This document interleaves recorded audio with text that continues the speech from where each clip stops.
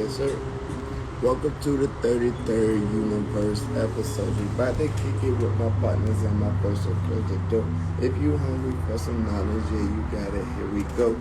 For my leaders and my queens, we about to build on spirit, though. So y'all check in with us, though.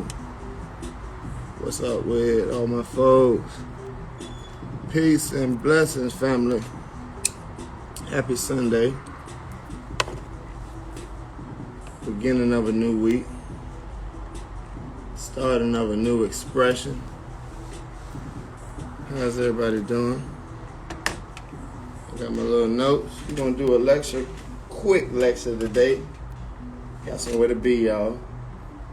Going to see Batman, so quick lecture today.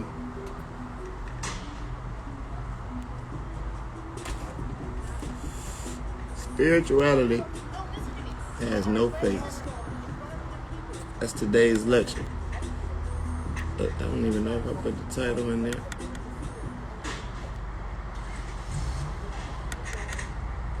Nope.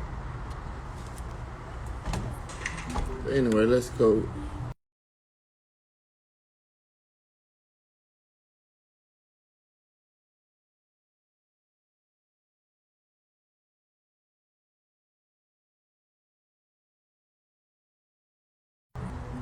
We have moredreams.com. Well, let me see if I can pull it up. Boom. Moredreams.com. You just open up the shop.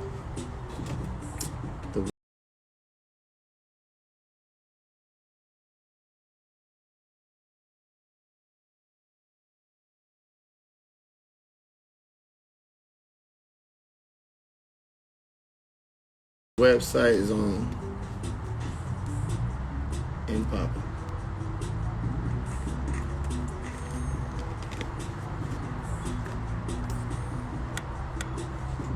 Alright, here we go. Moredreams.com, y'all. Indigenous Genius Hood. We got some cool apparel for the More Dreams family. We got some cool apparel for the Low Solo Art team. So y'all tap in. Get with us. Like, share, and support. The pictures are not showing up. Here we go.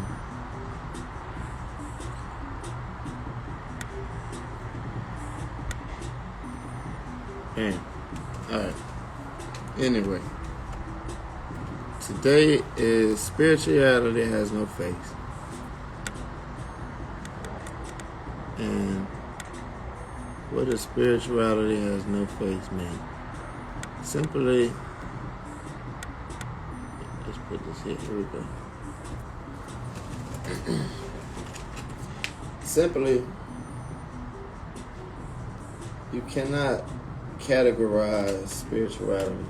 You can't put spirituality in a box or a rectangle as they do such everything else.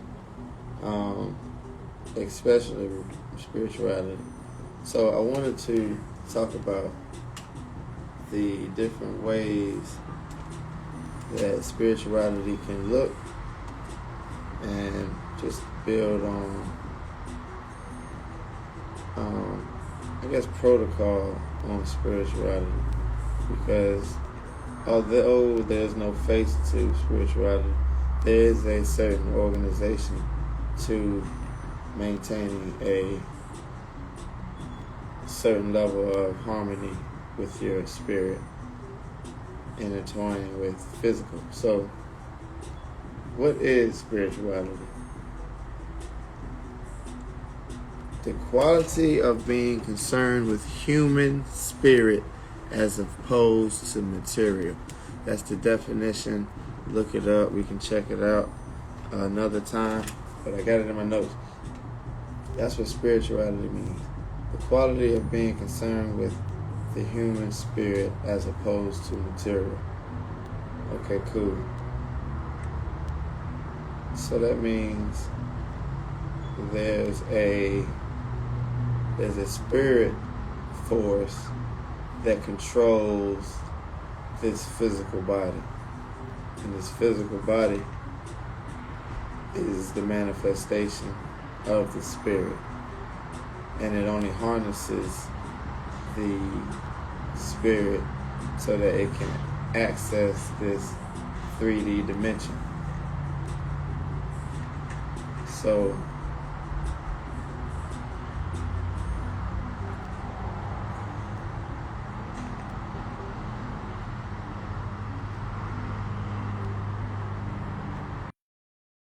my bad. So with spirituality, you have to maintain the spiritual force that powers the physical, because spirit comes before physical, and that's not making it any more or less important on this dimension. The two are equal, and the two are balanced. You have spirit, you have physical, and then you have the mental capacity.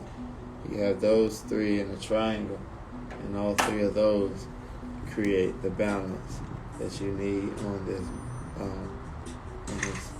3D dimension. So, what is religion? And is religion spirituality? So, I think I looked up religion, and it said, let me look it up word for word.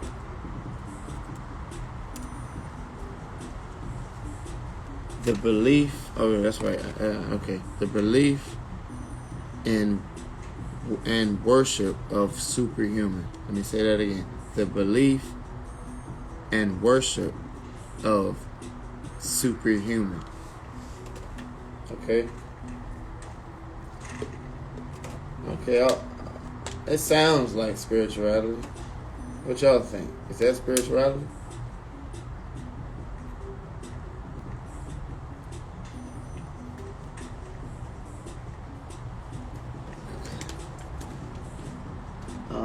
Not quite. That's not quite spirituality. Because the worship of a superhuman is a demigod. And a demigod is a person or entity that has controlled or stolen the attention of the people through a false narrative. So, if y'all seen Moana, you guys remember that your boy, I can't remember his name with all the hair. I'm thinking of I hear the song in my head. But my kids love that movie. But if you check out him, the dude with the tattoos and all the hair, he was a demigod, and what he had done was stole the energy from Mother Earth, and he was walking around flaunting the energy. He was walking around flaunting the energy and using it. He was using it to do things that was good. But ultimately, he stole his essence. His essence was not originally from himself. So,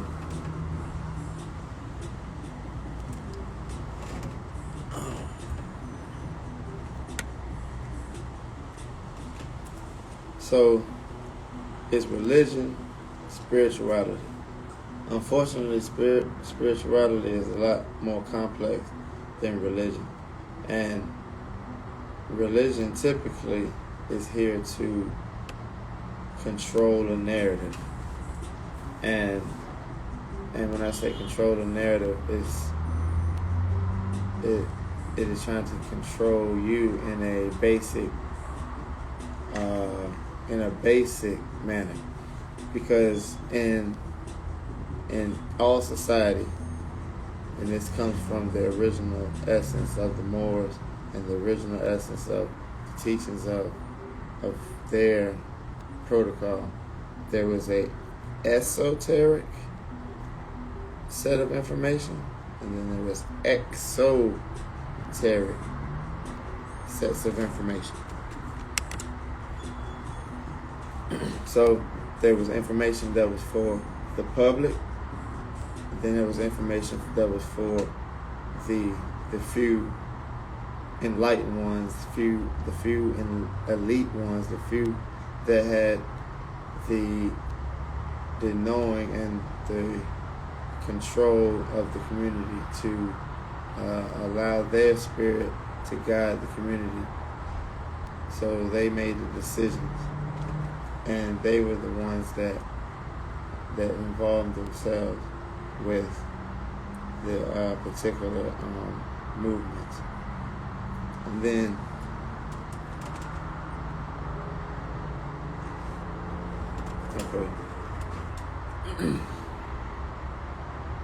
and then the esoteric information was kept for those individuals, the ones that led the community. The information that was exoteric, which means it's going to be external, they're going to send all that information out to the public, and the public will be the ones to deify whatever it is they have learned, because they are just the common folk and they don't have the enlightenment that the elite circle had. So, and for example, if you read the Bible and you have the Bible, you have Christianity. And the Christianity has esoteric information and they have exoteric information, which means, like I said, that information that's externally getting expelled to the community, that information is not the same understanding by way of the enlightened ones. And I'm not sure if this was the original ways of the ancient chemists and the ancient ancestors, but I do know that as the Europeans got a hold of this information, I know that the esoteric information was hidden in secret societies, hidden in Freemasonic lodges, and hidden in the Vatican down in Europe, all these different places where they did not allow us as melanated or indigenous beings, they did not let us or give us access to those spaces. So it was difficult for us to understand the information from a deeper level. So when we was presented things like spirituality, religion, it sparked the interest because it reminds you of spirituality. Even the Bible, the scriptures in the Bible, those scriptures have esoteric information in them. Some of that information is mixed in with propagation, but ultimately some of those scriptures are esoteric, which like I said, means they're information that was hidden, and they were information that was not for the public. So when you read the Bible, you have to use your discernment, use your qualified third eye, and give yourself the ability to understand what is the hidden meaning behind everything. And if you don't understand, we're going to talk about it here at 33rd Universe. That's what we do. Esoterics. You get into the hidden meanings of everything. Everything that's important, anyway. So, what is ritual? What are rituals? What do rituals mean? Why do we do rituals? And like I said, what makes a ritual a ritual? That's our next question, because rituals are tied into this spirituality. And when I explain what a ritual is, it will help you understand how to tie spirit into mental, and the mental taking care of your subconscious ability.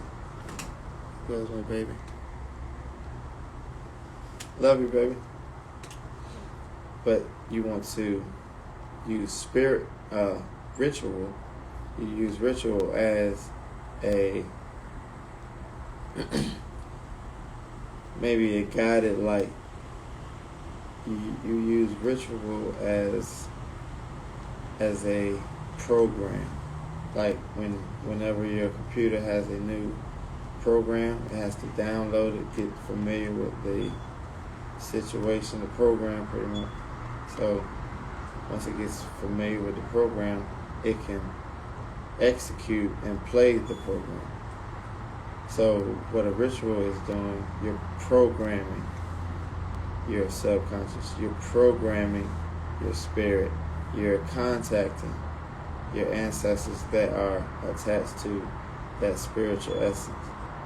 Because when you have a lineage of ancestors, grandparents, aunties, uncles, grandfathers, mothers, fathers, anybody that has passed away in your lineage. Yeah, green baby, it's a twin flame thing. You know how we do. But whenever you put together the ritual,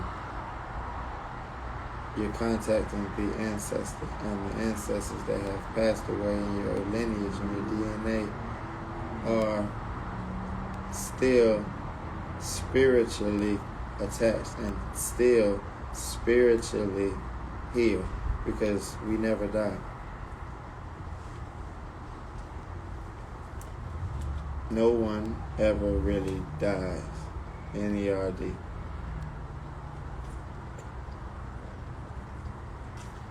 So you have the ability to contact ancestors through ritual. So how do you perform a ritual, or what do you do when you do a ritual? Whatever the fuck you want to do. You do whatever the fuck you want to do with ritual, because what you are doing when you are performing ritual, you are, like I said, contacting ancestors. Number one, you're programming your subconscious. Number two, and you are giving the gateway to connect for any type of messages or information that may be processed to you. So whenever you perform a ritual can be something as simple as blessing your food. You know, you get your plate, and some of us were taught as children, bless your food. And we were taught to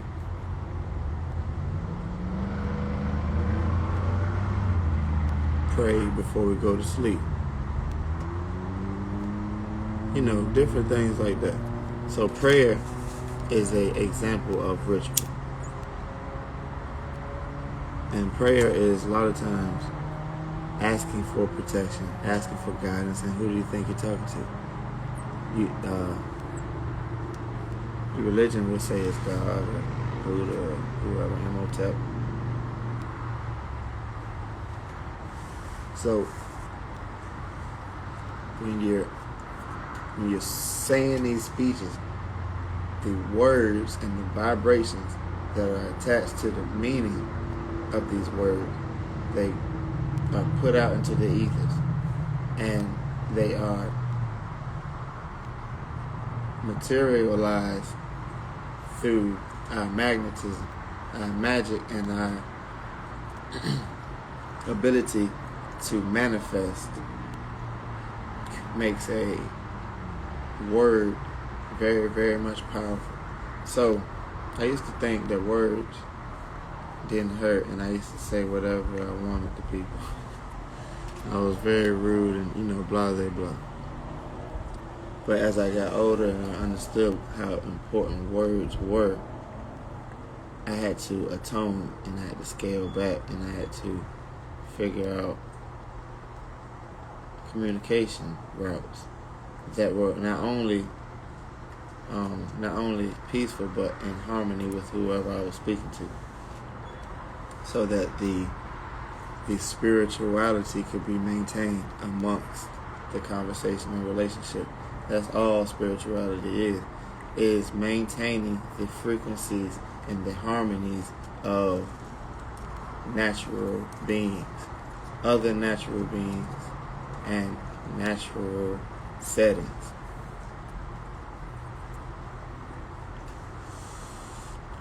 Natural beings, natural settings. That's all ritual is. Spirituality is maintaining harmony amongst those spaces.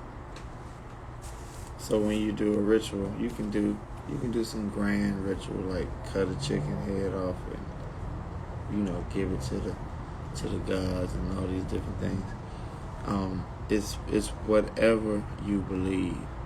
So if you ever seen Coco the movie, Disney movie, they had a lot of interesting concepts on ritual when it comes to ancestral homage, paying homage to people and family that have passed away.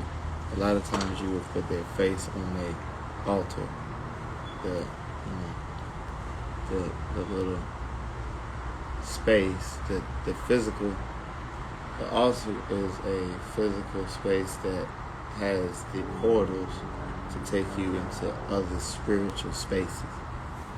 And like I said, other spiritual spaces can be family members you can go talk to. It can be other energies that you want to possess as a balance.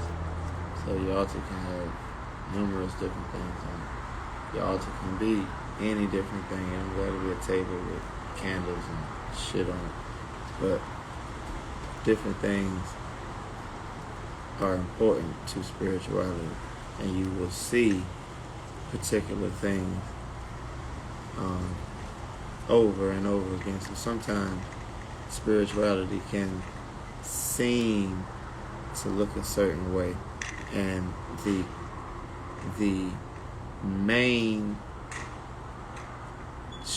mainstream people involved, they take that and run with it.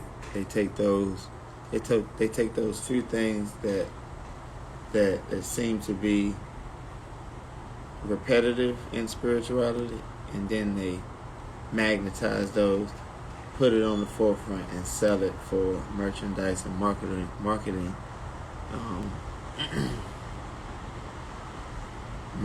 mass marketing. And spirituality is deeper than that. Spirituality is deeper than just lighting candles.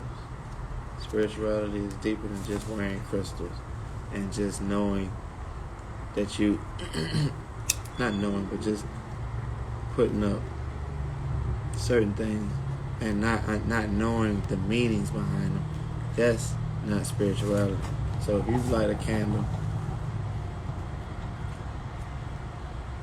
that's really not spirituality. But if you light a candle for your passed away grandparent, that's spirituality, because you're lighting the candle to build a beacon for a spiritual connection to your grandparent,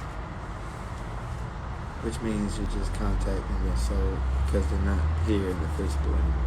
So that's a spiritual thing. So some things like that will be deemed spiritual or not. But all in all, you can do any kind of ritual to support any kind of ancestor that you want. And it can be anything that you can conceive and anything that your ancestors may have conceived to ask you to do for ritual. So a lot of times people look at what their ancestors did and they want to mimic it. So I want to touch on that because spiritually that's not quite right. And spirituality has no face, but spirituality has protocol. So the spirituality asks that you tap into your own physical and mental and connect it. So you will deify a ancestor by doing a ritual or doing something that they used to like, or giving them something that they used to like. But all in all, you need to and you should be able to use your own creative magnetism to come up with new ideas and new things to create in your lineage, and for you and your children to practice. And when your children get older, they learn from your practice and they build their own practice, and it just keeps going and it keeps evolving. That's what this whole journey is all about. It's all about energetic evolution. The energetic evolution, yes, intention. But the energetic evolution asks each generation to do better and to evolve on a creative level first off, because the creative level taps into the spirit, and the spirit is originally the essence of the body. The body, like I said, manifests out into this world, and it creates the 3D visual that you see and you communicate with back and forth. So you have empathetic beings. All of us have empathy. Empathy is just the ability to understand further than the surface. So on the spiritual side of that, understanding on things that are deeper than the surface, you can hear voices. I think that's called clairaudience. Or you can see people, clairvoyance. Or you can feel vibrations. And all of them are clair something, but they have different senses attached to them. And you may dream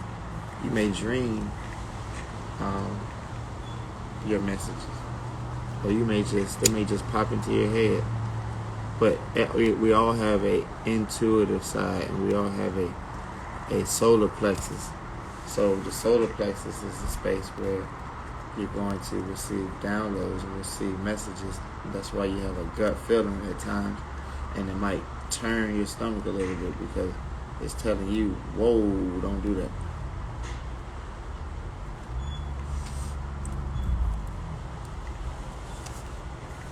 So ultimately,